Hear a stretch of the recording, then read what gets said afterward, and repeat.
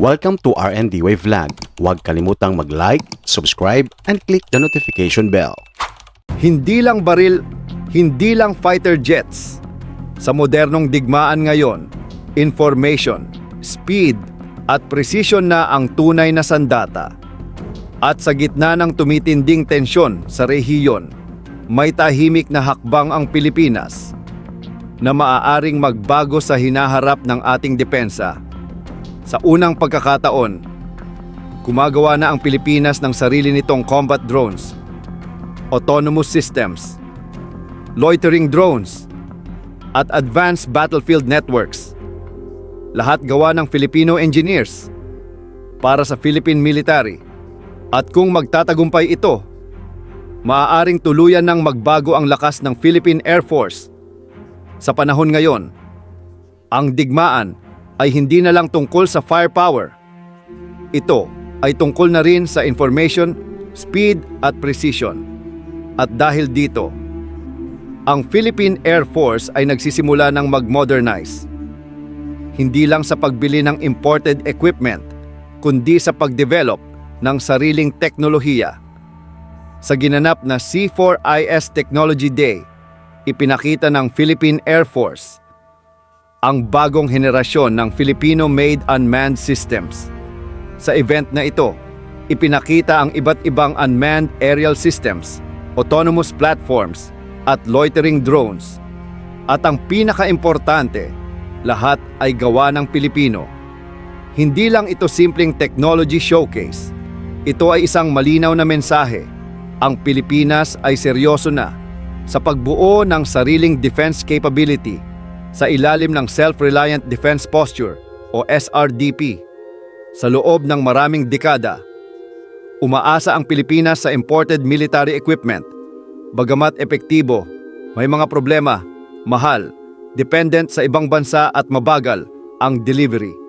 Pero ngayon, unti-unti nang nagbabago ang sitwasyon sa pamamagitan ng SRDP. Pinagsasama ang Filipino talent, local industries at government agencies para gumawa ng kagamitan na akma sa pangangailangan ng Pilipinas. Isa sa pinaka-exciting na ipinakita, ang loitering drones. Kilalang kamikaze drones. Ang mga drones na ito ay kayang mag-surveillance, maghanap ng target at mag-strike ng precision. Ito ay kayang lumipad, mag-hover at maghintay ng target. At kapag nakita ang kalaban, direktang umatake. Para sa bansang may maritime challenges, ito ay game changer. Pero hindi lang drones ang mahalaga. Ang tunay na lakas ng modern military ay integration. Dito papasok ang C4IS, command, control, communications, computers, intelligence at surveillance. Ibig sabihin, lahat ng systems ay magkakakonekta tulad ng drones, radar at aircraft.